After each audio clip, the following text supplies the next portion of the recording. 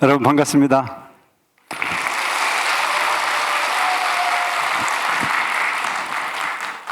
저는 방금 소개받은 춘천시 노인복지관 초대관장이었습니다. 제가 가고 난 이후에 동부복지관이라고 하는 이름으로 명칭 변경이 됐고, 춘천은 제가 약 13년 정도를 살았던 곳입니다. 저희 종단의 주지는 4년 임기로 순환보직을 하게 되어 있습니다. 그런데 저는 춘천에서 사문사 주지로 부임을 해서 사문사 신축불사와 아울러서 복지관 운영을 한 그런 인연으로 딴 사람보다는 길게 주지 역할을 했고, 또 그렇게 했기 때문에 복지관의 초대 관장도 할 수 있었습니다. 제가 이곳에 주지를 할 때 제 나이가 30대 중반의 주지로 부임을 받았습니다. 초대 관장이었던 2000년도에는 제가 30살 후반 정도가 됐었죠. 그 당시에는 많은 사람들이 저를 바라다 봐줄 때 청춘으로 젊다라고 하는 부분으로 그렇게 저를 봐줬습니다. 세월이 가는 부분은 어쩔 수 없습니다. 누구든 그 세월을 잡을 수 없습니다. 저는 그걸 잡을 수 있는 줄 알았습니다. 하지만 저도 역시 모두와 같은 공통 부모의 삶을 살 수밖에 없는 그런 운명을 가졌습니다.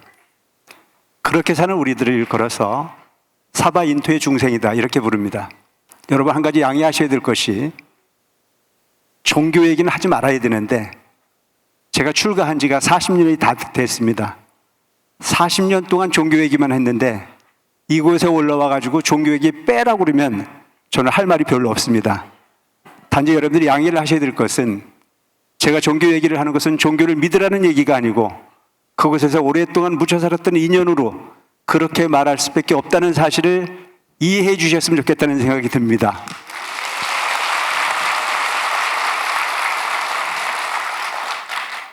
이제 저도 환갑진갑이 다 지냈습니다. 처음 노인복지관 운영을 하고자 마음을 냈을 때 모든 분들은 어르신이었습니다. 그리고 저는 항상 그분들을 부모님처럼 모셔야 되는 거라고 생각했고, 그냥 만나는 그분들이 다 어른으로 그렇게 보여졌습니다. 제가 어디 나가면 저보고 항상 그때 부를 때 총각이라고 불렀습니다. 그리고 아저씨라고 불렀습니다. 근데 어느 순간 유치원 아이들을 만나면 제 명칭이 변해 있었습니다. 나름대로 꾸몄고 나름대로 주름을 폈는데도 불구하고 만나는 아이마다 하나처럼 할아버지라고 부르지 아저씨라고 부르는 경우도 없습니다. 인생의 계급장은 그렇게 원하지 않아도 달려지는 것이 우리의 삶이구나 싶은 생각을 합니다.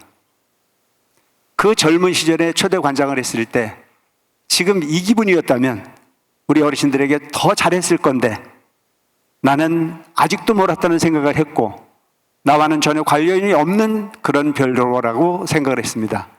그렇지만 세월은 어쩔 수 없이 그렇게 명칭을 부여할 수밖에 없었고, 당시 처음 제가 복지관 위탁 운영을 시작할 때, 그때는 우리 대한불교 천태중에서 처음 복지재단을 막 만들었을 때입니다. 복지가 뭔지 몰랐습니다. 저는 솔직히 이 자리에서 고백 하나 합니다. 제가 초대관장을 했는데요, 그때 초대관장 저는 무면허였습니다. 복지 자격증도 없었습니다. 그런데 그때는 해도 된다고 했습니다. 그래서 무면허로 시작했던 사회복지, 훗날 이렇게 가서는 안 되겠다 싶어서 선택했던 부분이 동국대학교의 사회복지 대학원을 갔습니다. 덕분에 제가 학위를 받았습니다.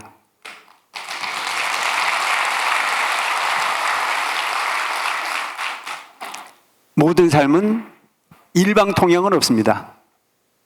어느 곳에 열심히 하다 보면 그 하는 일에는 반드시 상대방을 위해서 한 이야기지만, 상대방을 위해서 노력한 부분이지만 어느 순간은 그것이 나의 큰 장점이 되고 나의 큰 관록이 되며 나를 위해서 크나큰 득이 된다는 사실도 분명한 것을 보면 이 세상은 홀로 존재하는 세상이 아닌 더불어 함께하는 세상인 게 분명하다는 생각을 하게 합니다. 그렇게 시작했던 춘천시 노인복지관, 아마 운영을 잘했던 많은 사람들에게 좋은 평가를 받을 수 있었고, 그런 인연으로 인해서 이후에 저한테 제안된 것이 춘천시 시니어 클럽을 운영하라고 하는 제안이 왔습니다. 또한 받아들였습니다. 그리고 조금 잘한다는 평가를 받았습니다. 일본에 견학도 갔다 왔습니다. 생전 해보지도 않았던 콩나물 공장도 만들었습니다. 두부 공장도 만들었죠. 식당도 만들었습니다. 하나마다 매장도 만들어 봤죠. 많은 곳에서 잘한다라고 하는 평가가 이루어지기 시작했습니다. 여러분, 칭찬은 고래도 춤추게 한다라고 하는 얘기 아시죠? 네, 그랬습니다. 그렇게 좋은 평가를 받아내면서 또 저에게 또 다른 기회가 왔습니다. 노인이 학대받는 시대가 됐다. 노인들이 학대를 막을 수 있는 기관이 필요하다. 그래서 강원도 노인학대 예방센터를 맡으라고 했습니다. 졸지에 제가 관장이 3군데의 관장이 될 수 있었습니다. 대단하죠? 아무것도 아닌 계급장도 없고 자격증도 없고 거꾸로 자격증을 만들어가는 저였는데도 불구하고 강원도는 인심이 참 좋았고 춘천시는 더욱더 인심이 참 좋았던 걸로 기억합니다. 이름 없던 제가, 어린 제가 강원도의 수보도시 이곳에 주지로 발령받은 것만 하더라도 많은 사람들이 질투의 대상이었고 또한 앞서간다라고 하는 평가를 받았던 것이 사실이기도 합니다. 일이 어렵다기보다는 주변에 많은 사람들의 눈총이 무서웠습니다. 질투가 무서웠습니다. 너보다 훨씬 더 경력이 많은 사람도 많은데도 불구하고 왜 너가 거기를 가야 되냐라고 하는 얘기도 들었습니다. 그때 제 인생은 복지관을 운영하는 일만이 저의 일이 아니었고 사문사라고 하는 적은 절을 큰 절로 불사를 해야 되는 일인 큰 일이 눈앞에 놓여 있었습니다. 춘천은 참 인심이 좋은 곳이었습니다. 춘천의 많은 불자들이 제가 하는 불사에 마음을 내줬고 그 결과 대한민국 어디에 빼내놔도 손색이 없는 멋진 사문사. 여러분 사문사 아십니까? 그 사문사 누가 지었다고요? 제가 지었습니다.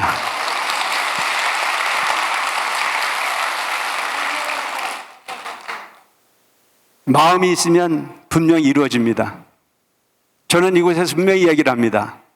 특별한 능력, 그 능력은 개인의 능력이 아닌 더불어 함께하는 능력을 만들어내는 것 자체가 가장 큰 가치라고 생각합니다. 그런 면에서 본다면 바로 더불어 함께하는 인과 인연, 마음을 열어놓고 함께하겠다라고 하는 의지를 모두에게 호소하면 그 호소가 하나가 될 수 있는 일이 가능합니다. 저는 당시에 동계올림픽을 유치하기 위해서 강원도에서 유치한 슬로건 하나가 있었습니다.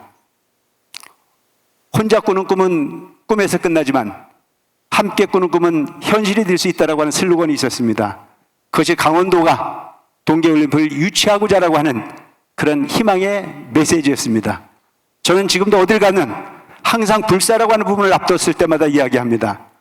혼자 꾸는 꿈은 꿈에 지나지만 더불어 함께 꾸는 꿈은 현실이 될 수 있다. 여러분, 복지는 바로 그런 거라고 생각합니다.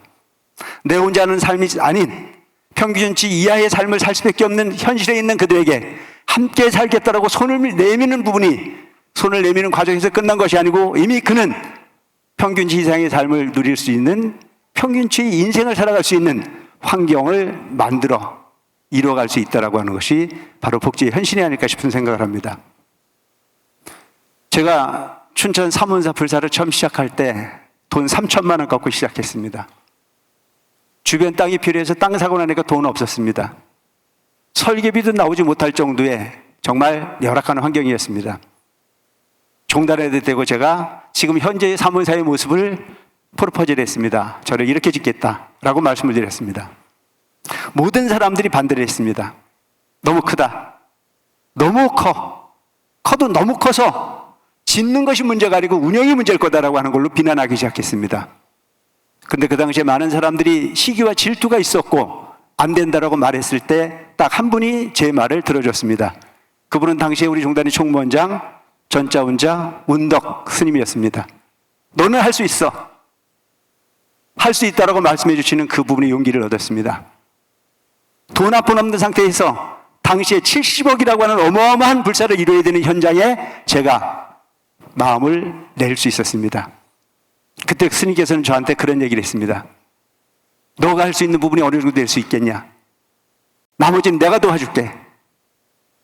멋진 스님입니다. 여러분, 나한테 동조하는 사람은요, 좋은 사람입니다. 내 의견에 따라주는 사람은 무조건 좋은 사람입니다. 그리고 내 의견에 반대하는 사람은 나쁜 사람입니다.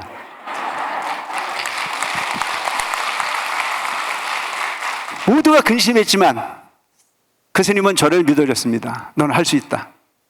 30대 후반의 30대 중반의 저는 돈 한 푼 없는 상태에서 누구나가 다 안 된다고 말했을 때 나는 한 가지가 자신이 있었습니다. 내 능력은 부족하지만 내 주변에 있는 분들은 신심이 대단하다. 내 능력은 별거 아니지만 내 주변에 있는 그분들은 나를 따라줄 수 있는 분들이라고 하는 믿음이 있었기 때문입니다. 그렇게 시작했던 불사는 수년의 노력 끝에 3천만 원이라고 하는 아주 적은 돈으로 시작했던 그 불사는 70억이라고 하는 부분이 결실을 맺어서 다 짓고 나서도 돈이 8억이 남았습니다.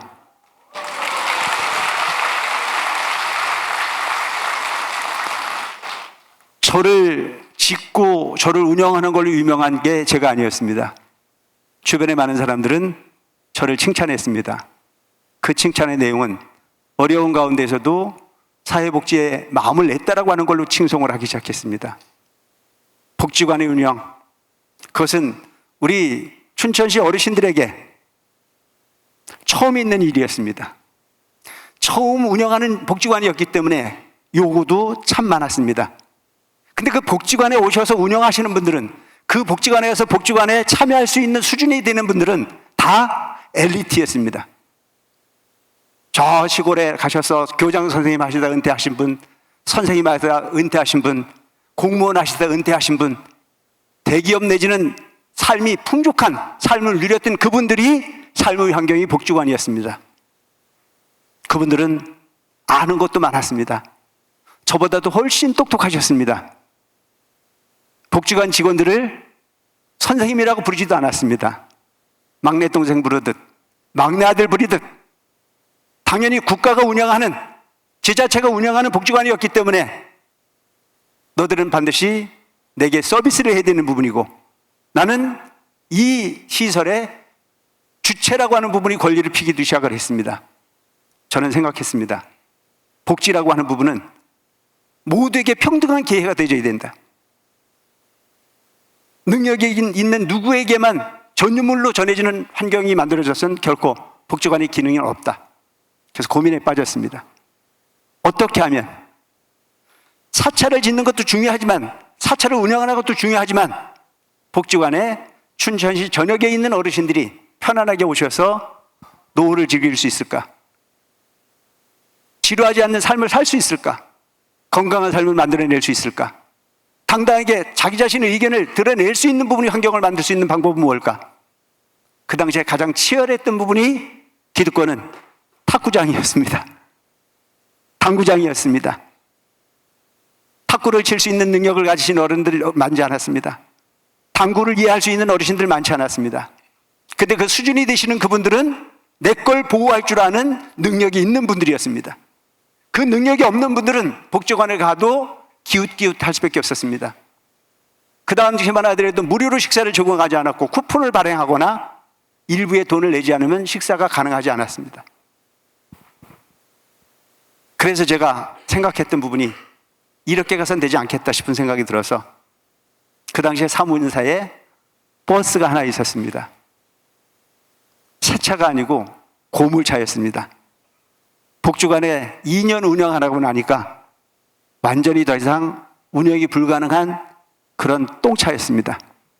하지만 돈 안 받고 사문사에 쓰고 있었던 버스를 복지관에 기증을 했습니다. 근데 그것이 기적을 낳습니다.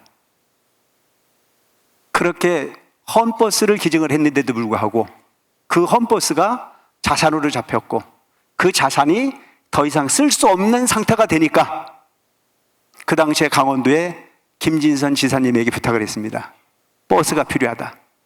이 차는 똥차가 돼서 못 쓰니까 새 차 하나 빼달라. 그래서 당시에 8,700만 원짜리 새 차를 하나 구했습니다. 그때 그 버스 운전을 하는 그 버스 기사를 처음 시작했던 그 사람이 오늘 상을 받은 염종섭 씨입니다.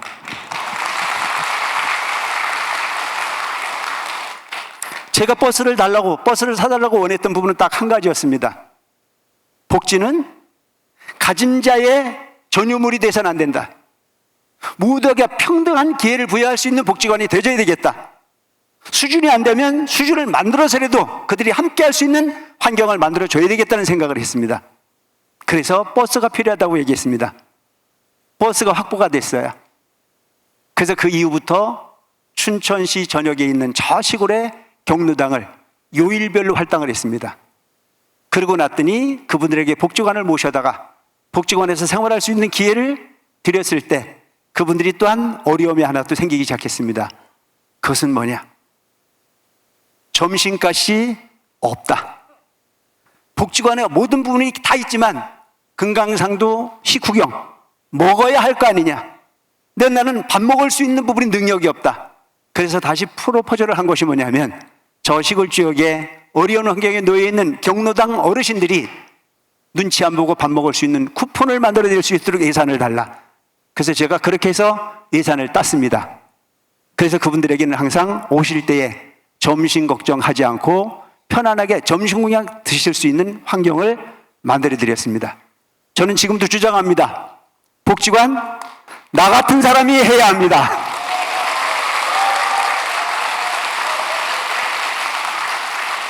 죄송합니다. 저는 이렇게 생각합니다. 좀 전에 많은 지자체에 관련되신 많은 내빈들이 함께 하셨습니다. 그분들요, 표 먹고 사는 분들입니다. 인정하십니까? 그 부분은 전체의 신도를 수천 명 신도로 확보하고 있는 나 같은 사람을 무시할 수 없습니다. 그렇기 때문에 저는 짧은 시간이지만 복지관이 자리 잡을 수 있는 부분에 크나큰 이점을 가질 수 있었다고 생각합니다. 그런 부분으로 우리 춘천시 노인복지관은 차근차근 역사를 잘 써갈 수 있었습니다. 전 어르신들을 잘 모셔야 된다는 생각에 변함이 없습니다. 2003년도인가요? 북한과 많은 교류가 있었습니다. 그때 저희 종단에서는 개성 영통사라고 하는 천태종의 근본 도량이 있습니다. 천태종은 고려 대각국사 의천께서 송나라에 가셔서 속장경을 발행할 수 있는 많은 경전을 가져올 수 있는 인연을 만드셨고, 그때 우리나라 불교가 많이 시끄러웠던 부분을 조용하게 하기 위해서 중국 불교를 배우러 가셨습니다. 중국의 많은 부분의 환경을 돌아보시면서 천태종의 과거 역사, 지자대사의 천태교관에 감동하셔서 그는 귀국을 하면서 우리나라 고려에도 천태종을 만들어야 되겠다라고 하는 원을 세우시고, 그리고 귀국하셔서 개성에 영통사라고 하는 절을 지었고, 또한 그 영통사라고 하는 부분에서 천태교학이 많이 퍼지기도 했습니다. 그래서 우리 천태종에는 영통사가 근본 도량이기도 합니다. 그래서 그 영통사의 모든 전각이 다 소멸돼서 없어졌던 상황을 당시에 북한에서는 관광을 염두에 두고 그 영통사를 복원하고자라고 하는 계획이 있었습니다. 근데 그들이 자본을 가지고는 영통사 복원이 가능하지 않다는 부분을 알고 저희 종단에 제안을 해왔습니다. 대한불교 천태종이 당신들이 근본도량인 영통사가 복원을 계획하고 있다. 그 복원의 기회에 천태종이 참여를 했으면 좋겠다라고 하는 제안이 왔습니다. 그래서 저희 종단에서는 전폭적인 지원을 하기 시작했습니다. 그래서 저희 종단에서 당시에 기와를 40만 장을 옮겨줬습니다. 그리고 많은 건축자재를 보내주기도 했습니다. 그전에는 개성을 가는 부분이 편하지가 않았습니다. 개성공단이 지어지기 훨씬 전입니다. 도로가 제대로 확보되지 않은 상황이었습니다. 기와를 싣고 가다 보면 빠져서 움직이지 못하는 일들이 비일비재했습니다. 그때 제가 종단에서 좀 심부름을 하고 있는 인연이 있었기 때문에 기와를 싣고 개성 영통사를 많이 다녔습니다. 그때 이 자리에서 춘천시 노인복지관의 어르신들이 큰 행사를 치렀습니다. 근데 제가 그 당시에 관장입니다. 근데 저는 개성을 갔다가 개성 CIQ에서, 북한 CIQ에서 우리를 보내주지 않아가지고 발을 동동 구르고 있었습니다. 근데 그들이 무슨 이유에서인지 몰라도 저희들을 잡고 늦은 밤까지 잡고 있었습니다. 그래서 해가 지고 난 이후에 판문점을 넘어올 수 있었습니다. 그때 북한과 우리 삶이 비교되는 현장이 하나 있었습니다. 해가 뉘엿뉘엿 저물어가는 그 저녁날에 북한은 CIQ가 아닌 그냥 경계선에서 탁자 하나 갖다 놓고 출입구 심사를 합니다. 근데 심술을 부려서 우리를 안 보내주는 거예요. 해가 뉘엿뉘엿 저물어가는 그 저녁날에 북한에는 당시에 새를 한 마리도 못 봤습니다. 그 저녁 노을이 될 정도면은 새들이 군무를 이루지 않습니까? 새 한 마리가 없었어요. 그 당시가 늦가을이었는데 그 늦가을에 벼이삭을 줍는 사람들이 질비했지만 벼이삭은 몇 개 없었습니다. 그냥 더 이상 북한의 실상을 이야기하지 않아도 충분히 여러분들이 이해할 수 있는 환경이라고 생각합니다. 그런데 CIQ를 넘어와서 임진각 쪽에 넘어왔을 때 우리나라는 새들이 군무를 이루고 있었습니다. 그래서 그때 내가 생각한 것이 뭐냐면 북한의 삶과 우리나라의 삶은 이렇게 차이가 있다. 우리나라의 새는 군무를 이룰 정도로 먹고 그렇게 지천인 곳에서 낙원의 삶을 살고 있다면 당시의 북한의 삶은 새도 굶어 죽을 판이다. 이와 같이 풍요로운 나라를 만들었던 건 누가 만들었던 건가? 우리는 이 부분이 우리 어르신들의 노력의 결과요. 그 결과에 우리가 지금 편안한 삶을 살고 있다는 사실을 현재 젊은이들이 알아야 되는데도 불구하고 현재 젊은이들은 당시 보는들이 똑똑해서 잘 먹고 잘 사는 줄 압니다. 속상하시죠? 맞는 얘기입니다. 그 당시에 제가 그곳에 늦게 이곳에 도착해서 그 행사의 첫머리에 제가 인사 말씀을 드려야 되는데 행사가 끝날 즈음에 제가 도착을 했습니다. 그리고 제가 그런 말씀을 드렸습니다. 어르신들 정말 감사합니다. 당신들이 계셔서 내 삶이 그곳에서 이곳을 편안하게 왔다 갈 수 있는 환경이요, 새가 배고파 한 마리도 존재하지 않는 그곳에 내가 만약에 태었다면 현실이 나는 없었을 거라는 생각을 한다. 요즘 여러분 어떻습니까? 연세가 드셨다는 이유로 젊은 사람들이 여러분들하고 같이 놀아주십니까? 놀아줘야 안 놀아줘야? 안 놀아주잖아요. 제가 말씀드리고 싶습니다. 외로운 사람은 외롭지 않은 사람을 만나서 문제 해결을 할 수가 없습니다. 외로운 사람은 외로운 사람을 만나야 외로움을 해소할 수 있습니다. 인정하십니까? 우리는 외롭습니다. 제가 30대, 40대만 해도 안 외로웠거든요. 한갑진갑 지내니까 외롭더라고요. 이제 심정을 알 것 같아요. 그런데 오늘 우리는 잘못 생각하는 부분이, 여러분 대개가 자식에게도 쏘갔다고 그럽니까? 안 쏘갔다고 그럽니까? 쏘으셨습니까? 아니요. 그들한테 물어본 일이 있습니까?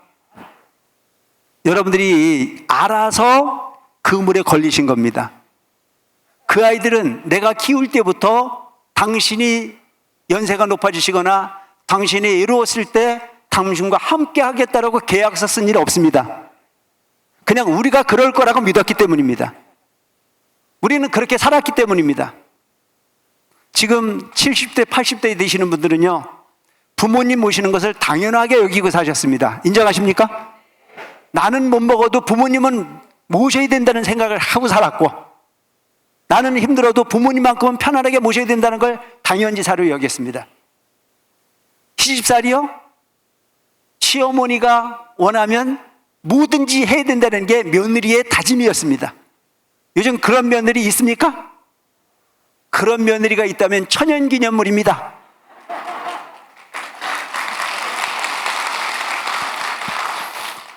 여러분 70, 80대 어르신들은 지금 많이 억울합니다.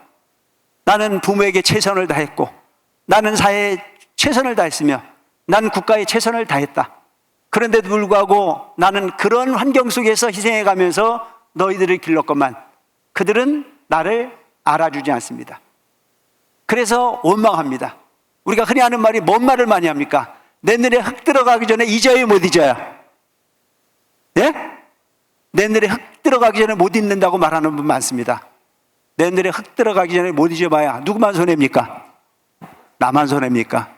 여러분, 내 눈에 흙 넣지 마세요. 원망하지 않는 삶, 그들을 비난하지 않는 삶, 그러기 위해서는 어딜 가셔야 되냐? 동무 노인복지관을 가셔야 된다.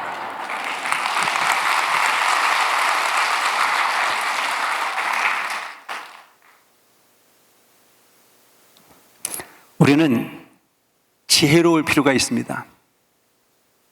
세상이 어떻게 됐든 처해진 곳에 주인이 되시기 위해서 노력하는 여러분들이 됐으면 좋겠습니다.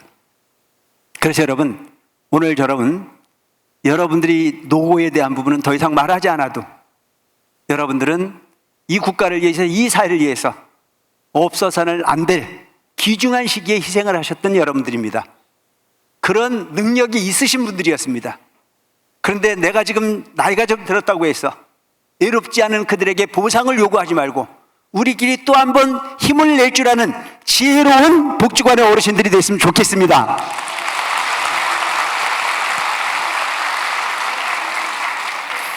그러기 위해서는요, 우리는 지금부터 어떻게 살아야 되는지를 생각할 필요가 있습니다. 첫째, 죽는 날까지 누구에겐가 기쁨을 주는 일을 찾으시기 바랍니다. 누군가가 나에게 무언가를 해주기를 바라는 삶을 살지 마시고, 내가 지금부터라도, 지금 이 순간이 지금까지 살아온 날 중에 최고 행복한 날이 될 수 있도록 우리 다시 한번 계획을 세울 필요가 있습니다.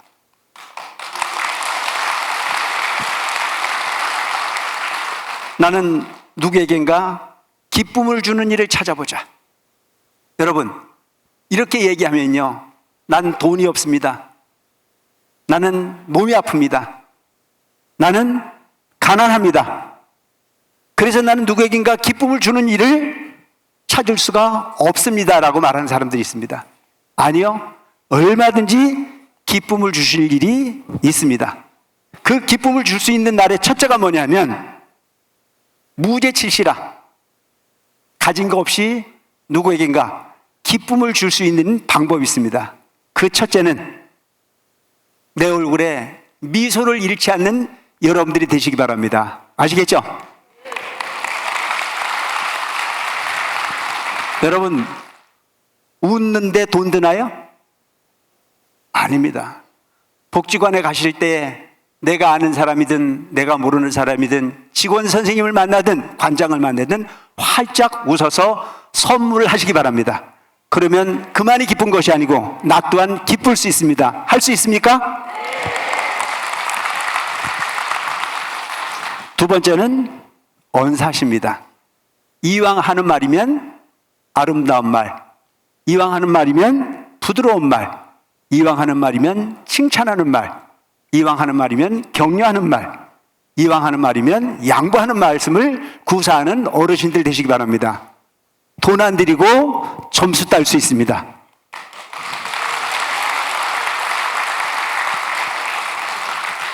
그런데 우리는 참 무게를 잘 잡습니다. 말을 안 하면 무게가 있는 것처럼 생각을 하고, 거친 말을 하면 위상이 올라가는 것처럼 착각합니다. 젊은 네가 먼저 인사를 해야 되지, 나이 먹은 내가 어찌 너한테 인사를 하랴라고 하는 쪽에 생각을 하지 마시고 먼저 다가설 수 있는 멋진 어르신으로 살아가시기 바랍니다. 아시겠죠? 이것이 또한 세 번째는 심시라, 마음으로써 상대방에게 따뜻함을 줄 수 있는 마음을 구사해봐라. 여러분, 내가 상대방을 기쁘게 생각하고 내가 상대방에게 감사한 마음을 가지고 있고 내가 상대방을 존중하는 마음을 갖는데 돈 듭니까? 돈 안 듭니다. 몸이 불편해도, 아무리 피곤해도, 아무리 가난해도 이 부분 충분히 해낼 수 있다고 생각합니다. 그래서 네 번째는 이왕 볼 바에는 눈을 따뜻한 미소로 상대방을 볼 수 있는 눈을 가지시기 바랍니다. 그래서 상대방이 착각하게 하세요. 저 사람이 나한테 혹시 마음에 있나? 라고 하는 느낌이 들 정도로 좋은 눈으로 상대방을 살펴주시기 바랍니다. 가능하시겠죠? 내일부터 춘천시 동부녹지관 분위기가 달라질 것 같아요. 대단히 중요한 부분이 덕목일 것 같아요. 다섯 번째는 되도록이면 몸으로 베푸는 부분에 최선을 다하자. 몸으로 상대방에게 베풀 수 있는 기회가 그렇게 많지 않습니다. 적지만 그렇게 마음을 내는 모습을 보여줬을 때 그는 가는 곳마다 인정받을 수 있는 삶의 주인공일 수 있을 거라고 생각합니다.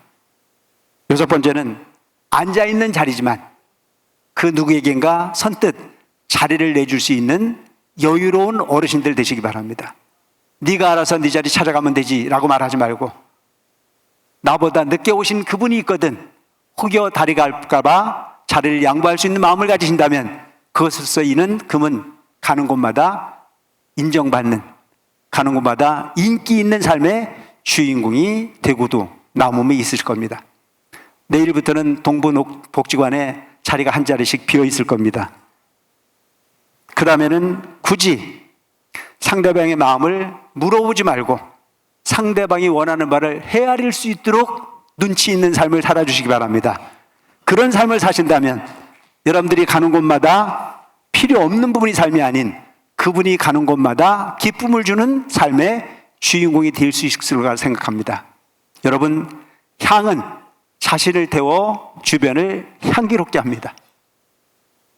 그 향은 자신을 태워 주변을 향기롭게 하는데 나는 7, 80을 살고 나면서 주변에 얼마만큼의 향기를 냈는지를 자신에게 물어볼 수 있는 여러분이었으면 좋겠다는 생각을 합니다.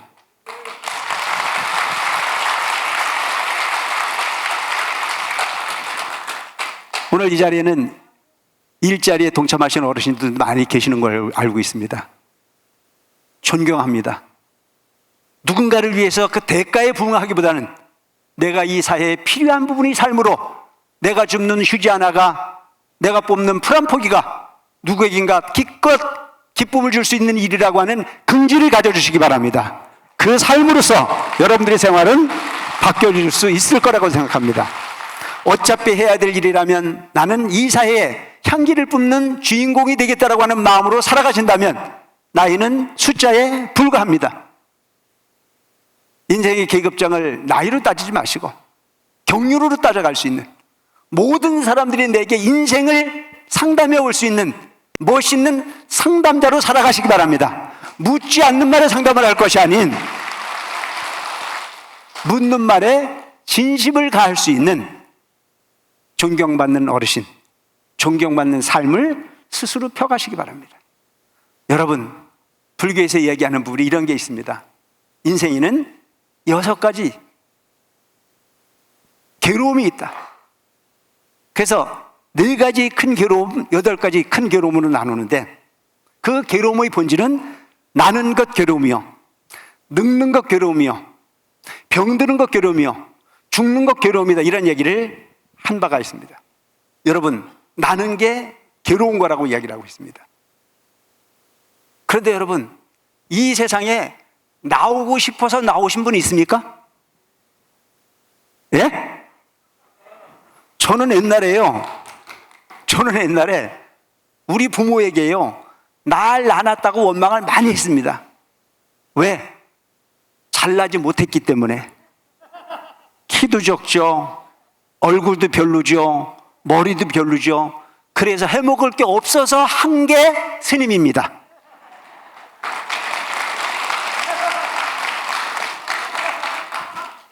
우리 부모에게 항상 제가 학교 다닐 때 원망을 했어요. 이왕 나눌 바에는 좀 크게 나누든가, 이왕 나눌 바에는 좀 잘생기게 나누든가, 이왕 나눌 바에는 많은 사람들에게 인정받을 수 있는 나로 나누든가, 왜 이렇게 나눴냐고 물었을 때 우리 어머니는 나한테 한 얘기가 미안하다. 그럴 줄 알았으면 물어보고 낳는 건데. 이게 우리 부모님 마음 아닙니까? 모든 걸 다 해주고 싶은 게 부모의 마음이지만 그 다 해주고 싶은 부분을 실행할 수 있는 부모가 이 세상에 몇 명이나 있을까요? 그런데 지금 가만히 생각해 보니까요, 우리 부모도 나를 낳고 싶어 낳은 게 아니더라고요. 낳아 보니까 지가 나온 거지.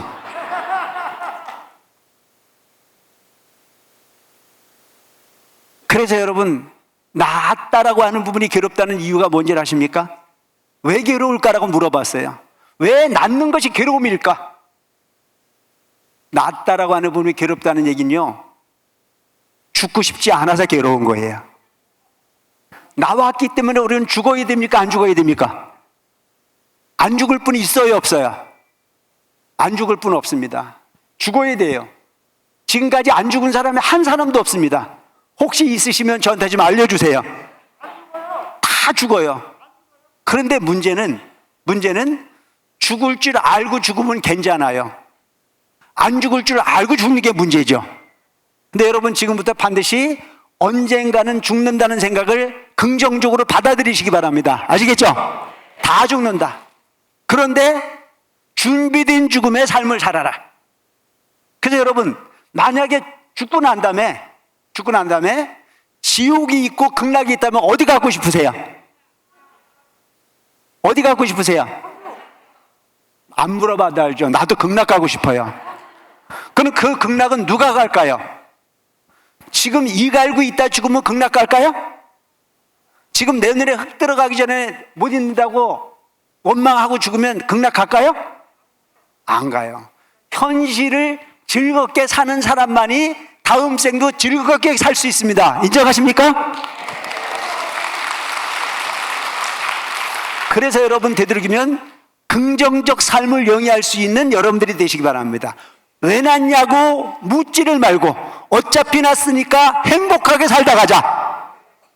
그렇게 살기 위해서는 원망하는 삶을 살지 말고 현재의 삶을 즐길 줄 아는 여러분들로 살아가시기 바랍니다. 그것이 멋진 인생일 수 있습니다. 두 번째, 우리는 늙어야 됩니까? 안 늙어야 됩니까? 안 늙고 싶죠? 나도 그래요. 그런데 안 늙을 수 있습니까?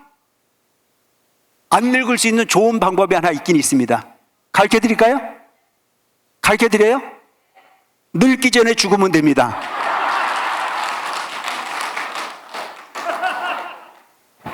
여러분, 늙는 것은 아무에게 주어지는 선물이 아닌 어르신들에게만 주어지는 축복이라는 사실을 기억하시기 바랍니다.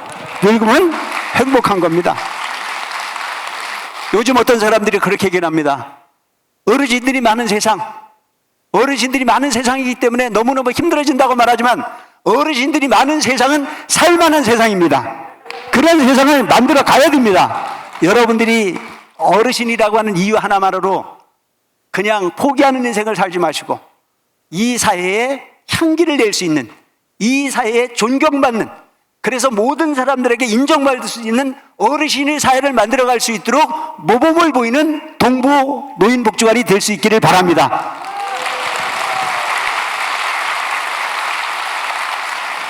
그렇게 하시는 방법은 어렵지 않습니다. 복지관에 가셔가지고 탈 잡지 마시고 나이가 어리지만 손자 같지만 손녀 같지만 선생님하고 웃고 따라가면요, 없는 것도 만들어주게 돼 있습니다. 우리는 스스로 만들어갈 필요가 있는 부분인 거죠. 그래서 여러분, 연세가 높아지시는 것은요, 아무나 높아질 수 있는 부분이 아니에요. 연세 높으신 분이 건강하게 잘 살아가시는 부분이 삶의 지혜입니다. 이 삶의 지혜를 젊은 사람들에게 전수할 수 있는 여러분들이 됐으면 좋겠다는 생각을 합니다. 나는 그냥 사라지는 부분이 아니다. 내가 이만큼 살았던 것은 난 이미 사회의 지도자다라고 하는 긍지 가지시는 여러분들이 되시기 바랍니다.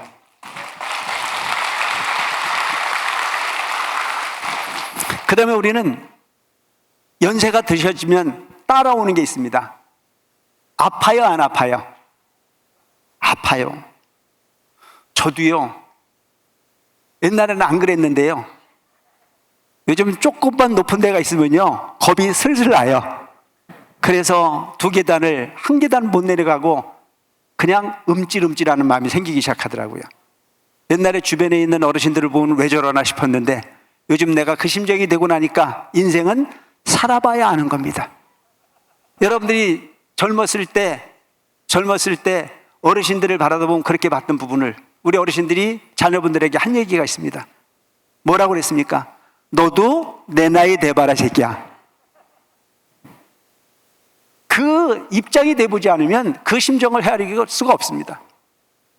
제가 저 서울의 관문사에 있을 때 연세가 높으신 그 당시에 87 되신 보살님이 저하고 아주 친했습니다. 제 40대에 87 먹은 노보살이 항상 나를 보면 너무너무 좋아했어요. 그래서 그 보살님이 내 손을 잡고 다녔어요. 근데 내가 그분 손을 내 손을 같이 놓고 이렇게 다녀도 스캔들도 안 나더라고요. 그분이 여자분인데 너무 친하다 보니까 저한테 물어보는 거예요. 뭐라고 물어보냐? 스님, 자는 듯이 죽는 방법이 없을까? 난 죽긴 죽어야 되겠는데 죽음이 너무 두려워. 그러니까 아프지 않고 자는 듯이 죽었으면 좋겠어. 방법을 좀 일러줬으면 좋겠다고 그러더라고요. 그래서 제가 그분에게 뭐라고 그랬냐면, 그걸 알았으면 내가 특허를 냈지. 한 가지 방법은 있습니다. 결코 후회하지 않는 삶을 살기 위해서 노력하십시오.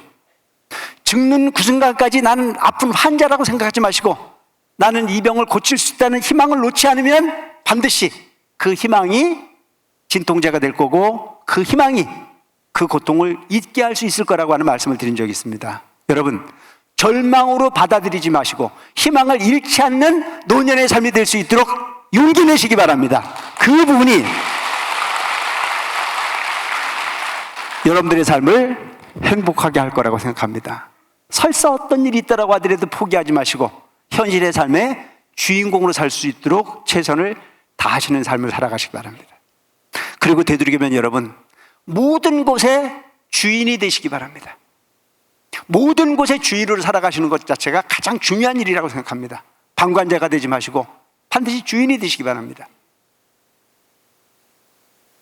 오늘 여러분 너무 지루하시죠?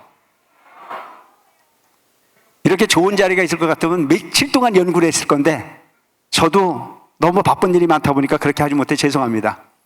제가 주인이 얼마나 좋은 건지 한번 말씀을 드리겠습니다. 저는 우리 불자들에게 항상 그런 얘기를 합니다. 부처님의 상속자가 되라. 상속자는 주인이 상속을 받지 객은 절대 상속을 받을 수 없다. 행복은 행복한 사람에게 상속이 가능한 거예요. 원망하지 않는 삶을 살아야 돼요. 상대를 무시하지 말고 상대방을 존중할 수 있는 마음을 가지고 살아갈 필요가 있습니다. 옛날에 어떤 멋있는 아주 훌륭한 스님이 시내 중간에 절을 하나 가지고 있었습니다. 옆에는 기생집이 있었습니다. 스님이 기생을 바라보면서 어떤 생각을 가졌을까요? 기생을 부러워했을까요? 아니요, 기생을 부러워하지 않았습니다. 그 스님은 청정한 계행을 지키는 스님이었습니다. 그래서 기생집 주인을 바라보면서 항상 하는 얘기가 업신여겼습니다. 뭐 해먹을 게 없어서 기생을 해먹고 사냐라고 하는 쪽으로 원망을 했습니다. 근데 그 기생은 항상 스님을 바라보면서 스님이 부러웠을까요? 안 부러웠을까요? 부러웠습니다. 그래서 어떤 생각을 하고 살았냐면 스님은 참 좋으시겠다. 저렇게 열심히 기도를 하시고 저렇게 열심히 계행을 지키시고 많은 사람들에게 좋은 일을 하고 사시니 그는 극락을 갈 거라고 생각을 했습니다. 그래서 스님을 바라다 보면서 항상 존경했습니다. 스님은 훌륭하시다고. 역으로 스님은 기생을 바라다 보면서 항상 업순여겼습니다. 뭐 해먹고 살 게 없어가지고 그 짓을 하고 사나. 나중에 죽고 났더니 스님은 지옥을 가 있고 기생은 극락에 가 있었습니다. 왜 그럴까요? 마음이라고 하는 부분으로 항상 상대방을 바라다 볼 때 그는 훌륭하다라고 칭송하는 사람은 극락을 갈 것이요, 너가 하는 부분은 잘못됐다고 비판하는 사람은 평생 동안 지옥을 연습했기 때문에 지옥을 갈 수밖에 없었다는 사실을 꼭 기억하시고, 여러분들은 항상 긍정적 사고를 통해서 누군가의 잘못된 부분을 찾아내려고 하는 삶을 살지 마시고 누군가의 칭찬할 수 있는 거리를 찾아낼 수 있는 지혜로운 여러분들이 되시기 바랍니다. 그 삶은 죽음을 두렵지 않게 하는 부분이 결과를 가질 수 있는 주인공으로 가능할 겁니다. 여러분, 매사를 긍정하십시오. 그리고 매사를 좋게 보십시오. 누군가를 의심하는 마음으로 보지 마시고 누군가는 그럴 수밖에 없었다고 하는 처지를 공감해 줄 수 있는 훌륭한 어르신으로 살아가시기 바랍니다. 그가 즐겁지 않고 여러분들이 즐거울 수 있습니다. 여러분, 얼마 전에 제가 동영상에서 이런 내용을 봤습니다. 어떤 어르신이 아들 둘, 딸 하나를 가졌습니다. 딸이 맏딸이었습니다. 맏딸을 시집을 보냈어요. 시집을 보내고 나니까 누가 생겼습니까? 백년손님이 생겼습니다. 사위는 백년손님. 지금 얘기입니까? 옛날 얘기입니까? 옛날 얘기죠. 요즘은 사위는 붙어 살지만 아들은 어디에 삽니까? 다 똑같은 건 아니에요. 지금도 아들을 품에 안고 사는 사람들은 많이 계십니다. 근데 어쨌든 사위를 받습니다. 사위가 오면 뭘 해줍니까? 씨암탉을 잡아줄 정도로 귀한 손님으로 대접을 합니다. 그렇게 해서 사위를 대접을 하고 있다가 큰아들이 결혼을 했습니다. 결혼을 하고 났더니 누가 들어왔어요? 며느리가 들어왔습니다. 며느리가 참 똑똑한 며느리였습니다. 그래서 그 며느리가 들어와서 가만히 보니까 사위도 남의 집에 살다가 들어왔는데 뭘로 대접받습니까? 손님으로 대접받잖아요. 손님은 의무가 있습니까? 없습니까? 손님은 의무가 없습니다. 자고 싶으면 자고 일하고 싶으면 일하고, 이런 여유로움의 사위를 바라다 보면서 며느리가 생각하기를, 저분도 밖에서 들어와서 손님 대접을 받는데 나도 밖에서 왔는데 나는 뭡니까? 며느리잖아요. 며느리는 설거지 해야 돼요, 안 해야 돼요? 먹을 거 챙겨야 돼요, 안 챙겨야 돼요? 그런데 어떤 손님은 지 편할 대로 대접을 받고 있는데 나는 똑같은 손님인데도 불구하고 무순히 대접을 받는 게 너무 마음에 들지 않았어요. 그래서 시어머니에게 따졌습니다. 어머니, 나는 손님이고 싶어요. 그래서 시어머니가 물었습니다. 그래서 어쩌란 말이냐? 손님은 하고 싶은 대로 하는 게 손님입니다. 제사 때도 내가 오고 싶으면 오고 오기 싫으면 안 올 거고, 정초에도 오고 싶으면 오고 안 오고 싶으면 안 올 거고, 나는 손님처럼 살고 싶지 절대 며느리로 살고 싶은 생각이 없습니다. 허락해 주세요. 시어머니가 머리가 좋았습니다. 네 마음대로 해라. 그래서 며느리는 갑자기 자유를 얻었습니다. 그래서 명절 때도 여행 가고 싶으면 여행 가고, 빈덕이 남은 시집에 와서 하는 척하고, 그렇게 수년이 지냈습니다. 그러고 난 이후에 셋째, 막내가 결혼을 했습니다. 막내를 결혼을 시키고 났더니 막내 며느리는 첫째 며느리보다는 덜 똑똑했습니다. 그래서 이 막내 며느리가 오자마자 시어머니가 하는 일을 다 대신 맡아서 했습니다. 제사도 지내고, 정초에도 남보다 먼저 왔고, 정초에도 끝나고 먼저 가는 일이 없이 뒷설거지를 다 해놓고, 그리고 만족할 만큼 역할을 다 해놓고 난 이후에 본인이 시간을 가졌습니다. 시어머니는 그 며느리가 미안했습니다. 며느리에게 이야기하기를, 힘들지 않냐? 라고 얘기했을 때 막내 며느리 항상 하는 얘기가 뭐라고 얘기를 하냐면, 이 집 주인은 난데요, 주인이 당연히 해야 될 일이지 어찌 그게 남의 일처럼 생각될 일이랍니까? 어머니 걱정하지 마세요. 저는 힘들지 않습니다. 저는 이 집 귀신이 될 겁니다. 라고 얘기를 했습니다. 그래서 여러분, 되도록이면 애는 많이 낳았어야 돼요. 왜? 그 중에 쓸 거 하나 있으면 됐잖아요. 다 쓸 필요 없습니다. 그 중에 쓸 거 하나만 있으면 돼요. 근데 여러분, 지금 후회해봐도 아무 소용 없잖아요. 다시 돌아가면 하나 더 낳는 건데, 그럴 수 있는 기회가 없으니 어쩔 수 없는 일이긴 하나, 여러분들이 자식을 보는 부분을 잘 선택하라고 이런 말씀을 드립니다.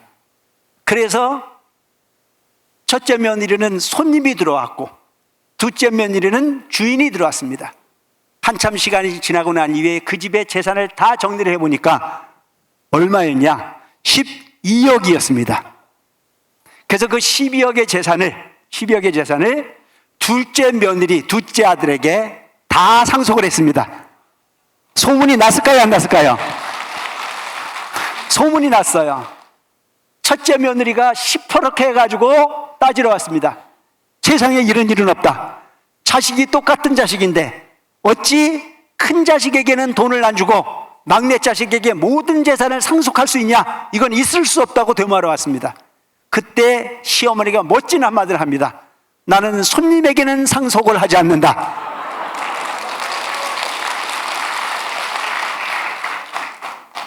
여러분, 손님 키우지 마시고 상속자를 키우시기 바랍니다. 그래서 가는 곳마다 주인이 될 수 있는 삶을 사시기 바랍니다. 주인이 되는 삶을 상속하시기 바랍니다. 돈 몇 푼 줘서 자식을 어떻게 하려고 하지 마시고 여러분들이 마음껏 사시고, 그리고 그 자식에게는 바른 정신을 계승할 수 있는 그런 상속의 주인공이 될 수 있도록 지혜로운 삶을 살아가시기 바랍니다. 아시겠죠? 이게 성공하는 방법이에요.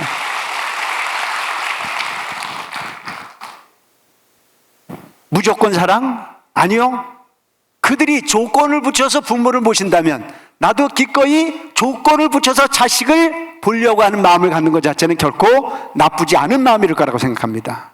여러분, 가는 곳마다 주인이 되시기 바랍니다. 남이 나를 도와줄 때를 기다리지 말아야 해요. 기대가 크면 실망이 커요. 그래서 제가 가는 곳마다 하는 얘기가 뭔 얘기를 하는 줄 아십니까? 목표를 적게 가지세요. 목표를 적게 가지면 행복이 자주 일어납니다. 목표를 너무 크게 가지면요, 행복은 참 멀리 있습니다. 여러분, 적은 목표를 가지고 잦은 행복의 주인공이 되시기 바랍니다. 아시겠죠? 커봐야 기대만 큽니다. 그 기대는 나를 슬프게 합니다.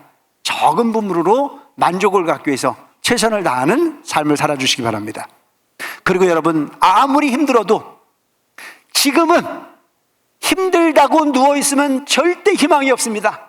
무슨 일이 있어도 자고 일어나면 밖으로 나가시기 바랍니다. 아시겠죠?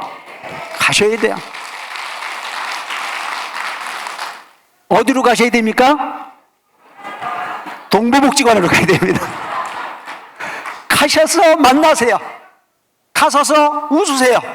가셔서 반가워하세요. 가셔서 나 잘났다고 하는 생각은 절대 하지 마세요. 너 잘났다고만 말해주시기 바랍니다. 아시겠죠? 나 잘났다 그러면은요, 나하고 안 놀아줘요.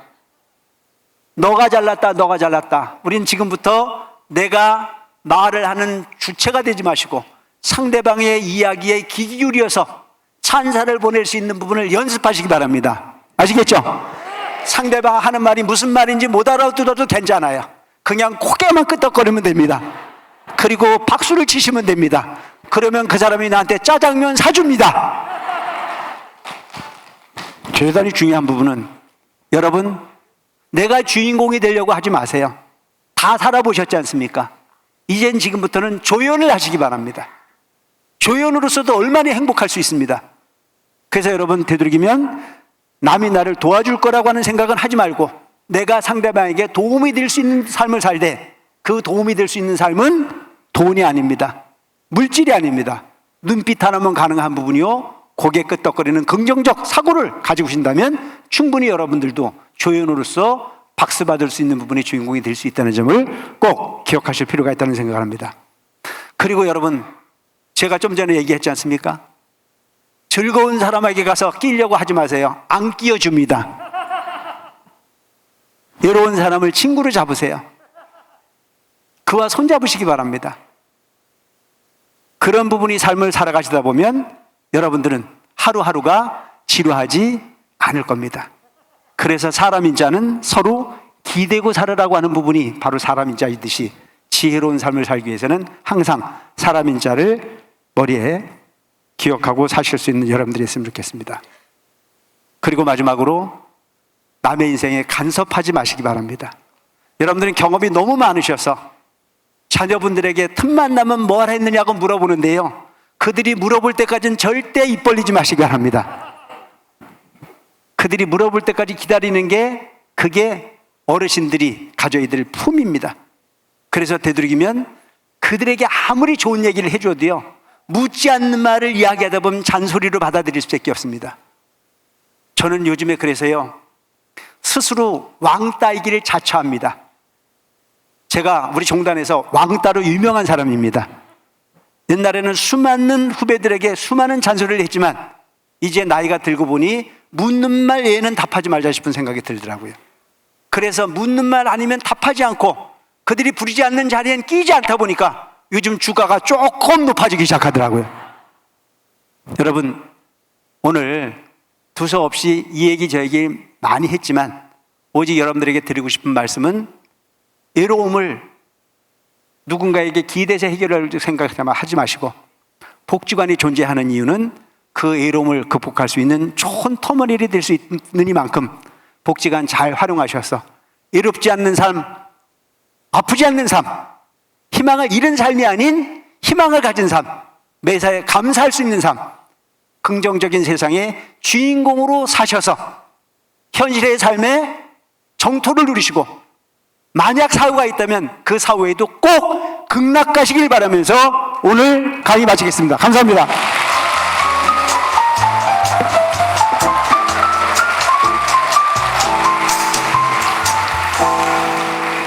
네, 대한별교 천태종 대성사 주지스님이시자 우리 복지관 초대 관장 스님이신 월터 스님의 귀중한 강연을 함께할 수 있어서 영광이었습니다. 행복하고 행복하다. 월도 스님 지음. 좋은 사람을 만나면 행복하고 미운 사람을 만나면 불행합니다. 그럼 나 자신은 좋은 사람인지 생각해 보세요. 좋은 사람을 만나게 해달라고 기도하기보다는 내가 먼저 좋은 사람이 되기 위해서 노력하면 기도보다 훨씬 빨리 그 소원이 이루어질 거라고 생각합니다.